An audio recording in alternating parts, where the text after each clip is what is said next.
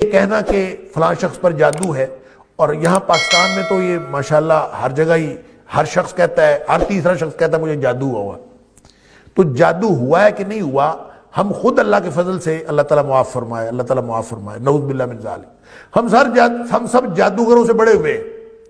ہم سارے وہ کام کرتے ہیں جو شیاطین نے ہم سے کروانے ہم کر رہے ہوتے ہیں، پھر ہمارا خیال ہے ہمارے اوپر کوئی ایسا کام نہ ہو، ہمارے اوپر کوئی، ساتھ ہم نمازیں پڑھ رہے ہوتے ہیں، ساتھ شیطانوں والے کام کر رہے ہوتے ہیں، ساتھ ہم اللہ توبہ کر رہے ہوتے ہیں، ساتھ شیطانوں والے کام کر رہے ہوتے ہیں۔ تو پھر یہ جو آدھا تیتر آدھا بٹیر ہے نا، یہ بڑا نرم چارہ ثابت ہوتے ہیں شیاطین کے لیے اور جادوگروں کے لیے۔ اپنا تحفظ مضبوط کیجئے، کوئی لمبی چوڑی بات نہیں ہے۔ قد افلح من تزکا وذکر اسم ربہ فصلی، 3 باتیں ہیں، آپ اس کو انشور کر لیں، کوئی شیطان آپ کے اوپر، کوئی جادو آپ کے اوپر اثر نہیں کر سکتا۔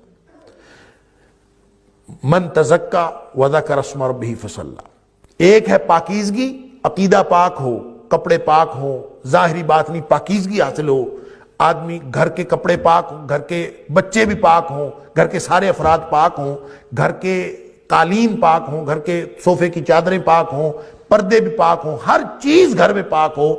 آپ اپنی ذاتی باطنی صفائی سے لے کر اپنے ارد گرد کے سارے ماحول کی صفائی اور طہارت تک اس کو انشور کریں، یہ ایک شرط ہے، نمبر 1۔ دوسری شرط یہ ہے کہ آپ نماز پڑھتے ہوں، گھر میں ایک بھی بے نماز ہوگا تو پورے گھر پہ اس کے نوست پڑے گی، گھر کے سارے لوگ نمازی ہوں۔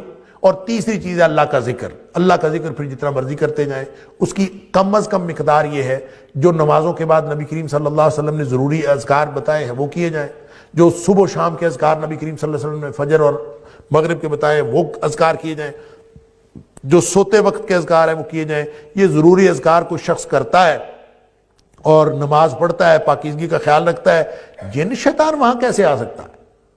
آپ اگر ہر نماز کے بعد سورہ فاتحہ، آیت الکرسی اور معوذتین پڑھ کے اپنے آپ کو دم کریں تو شیطان قریب بھی نہیں آ سکتا آپ کے، آپ پورا تحفظ اور پروٹیکشن میں، اللہ کی حفاظت میں۔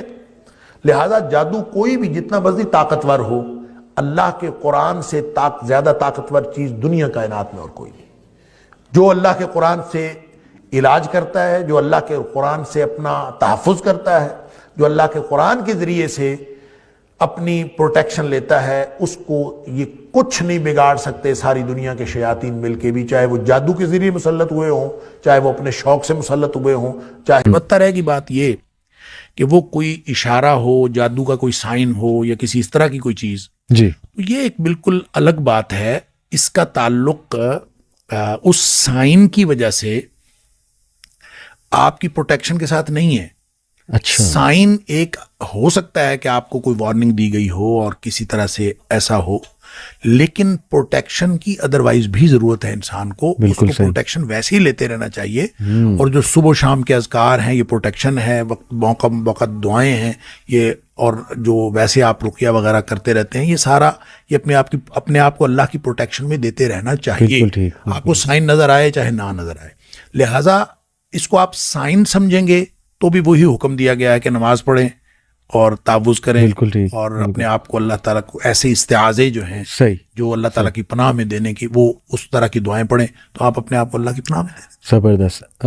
شیخ یہ بتائیے گا کہ کسی کو کوئی ڈریم آیا ہے تو وہ کس کے پاس انٹرپریٹ کروانے جائے، وہ اوصاف کیا ہیں اس انسان کے؟ جیسے ابھی آپ بیان فرما رہے تھے پروگرام سے پہلے کہ اچھے انسان کے پاس جایا جائے، نیک خیر خواہ، جو وہ انٹرپریٹیشن کر دیں عین ممکن ہے وہی ہو، تو ایسا ہے کچھ؟ اصل میں نا دیکھیں نبی کریم صلی اللہ علیہ وسلم فرمایا جو خواب ہوتا ہے نا، علی رجل طائر، یہ ایسے ہے جیسے پرندے کے پاؤں پر ہوتا ہے۔ اچھا، پرندے کے پاؤں پر ہوتا ہے، اس کا کیا مطلب ہے؟ اس کی 2 انٹرپریٹیشنز محدثین نے کی ہیں۔ ایک تو ہے جیسے پرندے نے پاؤں میں پتھر پکڑا ہوا ہو، جی، اور جو ہی آپ نے تعبیر کر دی جیسے پتھر گر گیا، اور جب تک وہ پتھر نہیں گرا تو وہ کہیں بھی گر سکتا ہے، اس کی کوئی بھی تعبیر ہو سکتی ہے۔ صحیح، اس لیے بڑی سینسٹیو بات ہے، بالکل ٹھیک۔ اور دوسری اس کی انٹرپریٹیشن یہ ہے کہ جیسے پرندہ اڑ رہا ہے تو وہ کسی بھی جگہ بیٹھ سکتا ہے، صحیح، تو جہاں اس کے پاؤں پڑ گئے پھر وہ پڑ گئے۔ لہٰذا خواب تعبیر سے پہلے، یعنی دیکھنے کے بعد اور تعبیر سے پہلے وہ لٹک رہا ہوتا ہے، اس کی کوئی بھی تعبیر ہو سکتی ہے، اور اس کی تعبیر کروانے کے لیے آپ نے فرمایا کہ کسی نیک آدمی کے پاس عالم، ناصح، لبیب اور حبیب، اس طرح کے الفاظ آئے. اچھا. لبیب کہتے ہیں عقل مند آدمی کو، حبیب کہتے ہیں جس کے ساتھ آپ کی محبت ہو، خیر اور خواہ. ناصح خیر خواہ ہوتا ہے، اور عالم جس کے پاس علم ہوتا ہے. زبردست. یہ وہ اصطلاحات ہیں کہ ایسے شخص کے پاس اس سے جو بات سمجھ آتی ہے، اس کو ہم کنکلوڈ یوں کر سکتے ہیں کہ ایسے شخص کے پاس جا کے تعبیر کروانی چاہیے جس سے آپ کو یہ پتہ ہو کہ یہ آپ کی خیر خواہی کرے گا. جب وہ خیر خواہی کرے گا تو وہ تعبیر اچھی کرے گا. جی. جب وہ اچھی تعبیر کرے گا تو وہ جو پرندے بیٹھنے والی بات ہے وہ پھر کسی اچھی جگہ بیٹھ جائے گا، تعبیر صحیح. اس کے مطابق خواب ہو جائے گا. اس لیے لگتا یہ بھی ہے جب آپ حدیث سے مختلف واقعات کو دیکھتے ہیں تو لگتا یہ بھی ہے کہ تعبیر کرنے سے سیم خواب کی تعبیر مختلف ہو سکتی ہے. ایک روایت میں یہ بھی آتا ہے کہ آپ 4 قسم کے لوگوں سے تعبیر نہ کروائیں. اچھا. جاہل سے نہ کروائیں، دشمن سے نہ کروائیں، کم عقل بیوقوف آدمی سے نہ کروائیں، صحیح. عورت سے بھی نہ کروائیں. اچھا. یعنی آپ کسی عورت سے تعبیر کروائیں گے، عام طور پہ چونکہ خواتین زیادہ سینسٹیو ہوتی ہیں، ٹھیک. اور جو سینسٹیوٹی میں وہ عام طور پہ اس میں دوسری طرف جانے کا امکان ہوتا ہے. ٹھیک ہے. دشمن دشمنی کرے گا، جاہل جہالت کا اظہار کرے گا. اس لیے اس طرح کے لوگوں کی بجائے عالم، عقل مند اس آدمی سے جس کا پتہ ہو کہ خیر خواہی کرے گا. ٹھیک ہے. اچھا، ایک بڑی جو دلچسپ ایک واقعہ میں جی. رہا تھا، مجھے بہت حیرت ہوئی کہ یہ اندازہ کیجئے آپ حضرت عائشہ صدیقہ رضی اللہ تعالیٰ عنہا والی جو حدیث میں آپ کے پاس پہلے بھی ذکر کر رہا جی جی جی کہ آپ فرماتی ہیں کہ ایک خاتون کو خواب آیا، اور اس کو خواب کئی دفعہ آیا، ایک ہی خواب. ایک دفعہ اس کو خواب آیا، اس کا شوہر گیا ہوا تھا سفر پہ، اور اس نے خواب میں دیکھا کہ اس کے گھر کا ستون گر گیا اور اس کے گھر بچہ پیدا ہوا ہے، وہ حاملہ تھی. صحیح. اس کے گھر بچہ پیدا ہوا ہے اور وہ کانا ہے آنکھ سے. ٹھیک ہے. وہ آئی آ کے اس نے نبی کریم صلی اللہ علیہ وسلم سے خواب بیان کیا. آپ نے فرمایا کہ تیرا شوہر خیر و عافیت کے ساتھ واپس آ جائے گا، صحیح. اور تیرے گھر ایک نیک بچہ پیدا ہوگا. صحیح. بڑی خوش ہوئی، چلی گئی. ویسے ہوا، جی. شوہر بھی خیریت سے واپس آ گیا، اللہ تعالیٰ نے بیٹا بھی عطا فرمایا. صحیح. پھر کہتے ہیں کہ اس نے کچھ عرصہ بعد پھر یہی خواب دیکھا، اور پھر وہی سچویشن تھی، وہ حاملہ بھی تھی اور اس کا شوہر گیا ہوا تھا.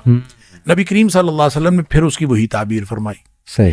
تیسری دفعہ حضرت عائشہ صدیقہ رضی اللہ تعالیٰ فرماتی ہیں کہ پھر وہ خاتون آئی ایک دفعہ، نبی کریم صلی اللہ علیہ وسلم گھر پہ تشریف فرما نہیں تھے، تو اس نے کہا میں نے خواب دیکھا اور میں نے خواب بتانا ہے نبی کریم صلی اللہ علیہ وسلم. صحیح. حضرت عائشہ صدیقہ رضی اللہ تعالیٰ نے فرماتی میں نے اس سے اصرار کیا کہ مجھے بتاؤ. وہ کہتی نہیں، میں نے تو اللہ کے رسول صلی اللہ علیہ وسلم کو بتانا. صحیح. تو بہرحال اصرار کے بعد اس نے بتا دیا، اور سیم خواب تھا، سیم سچویشن تھی. صحیح. اس کا شوہر گیا ہوا تھا، اور حضرت عائشہ صدیقہ رضی اللہ تعالیٰ نے فرماتی میں نے سوچا ابھی ستون گر گیا ہے گھر کا اور بچہ کانا پیدا ہوا ہے، تو میں نے اس کی تعبیر کی کہ تمہارا شوہر فوت ہو جائے گا اور تمہارے گھر فاسق و فاجر بچہ پیدا ہوگا. تو وہ فرماتی ہیں ایسے ہی ہوا، اس کا شوہر فوت ہو گیا اور اس کے گھر بچہ پیدا ہوا اور وہ ٹھیک نہیں تھا. اب اندازہ کیجیے سیم خواب ہے اور تعبیر چینج ہو، تو یہ ہے علی رجل طائر کہ جو پرندے کے پاؤں پر تھا تو آپ نے جو تعبیر کر دی ویسا ہوگا. اس لیے یہ بہت سینسٹیو معاملہ ہے. تو ایسے شخص کو خواب سنانا چاہیے جس شخص کے بارے میں آپ کو معلوم ہے ایک تو وہ غلط بات نہیں کرے گا، جہالت پر مبنی بات نہیں کرے گا، دشمنی نہیں کرے گا، اور خواہ مخواہ کسی چیز کو سینسٹائز کر کے اور جذباتیت میں بات نہیں کرے گا. بہترین اس شخص سے بات کریں وگرنہ آپ نہ. بہترین. جی ایک بڑی انٹرسٹنگ تھیوری شیخ ہے ڈریمز کے بارے میں.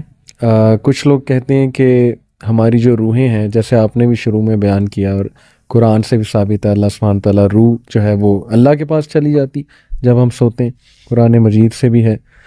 تو وہ کہتے ہیں کہ یہ روح جو بھی اس کا سفر ہے، جو بھی وہ کر رہی ہے عالم ارواح میں یا جہاں بھی وہ گئی ہے، جیسے کسی فوت شدہ بندے سے ملاقات ہوتی ہے تو اس کی روح سے واقعی ہی ملاقات ہو رہی ہے.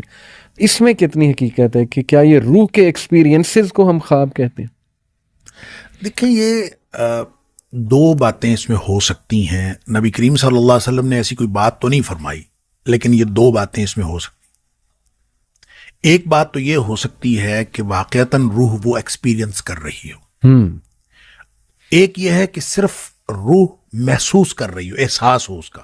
یعنی آپ دیکھیں نا خواب میں جی اگر آپ کو سانپ ڈس رہا ہے جی تو ایک تو اس کی انٹرپریشن یہ ہو سکتی ہے کہ آپ واقعتاً کہیں کسی ایسی جگہ ہو جہاں سانپ موجود ہو اور سانپ ڈس رہا ہو، جی، جبکہ آپ جسمانی طور پر تو یہاں پڑے ہوئے ہیں، تو آپ یہاں پڑے ہوئے آپ ہل بھی رہے ہیں اور بعض اوقات آپ ایک خاص قسم کی کیفیت میں بھی مبتلا ہو رہے ہیں جی، جسمانی طور پر بھی، صحیح، اور یہ محسوس کر رہے ہیں، تو وہ کیا صرف اور صرف خواب میں آپ نے دیکھا ہے یا ایکسپیرینس کیا؟ یہ دونوں باتیں ہو سکتی ہیں، لیکن لگتا یوں ہے کہ یہ خواب میں روح کا سفر ہے کہ صحیح، وہ باقاعدہ ایکسپیرینس کرتی ہے، وہ جاتی ہے.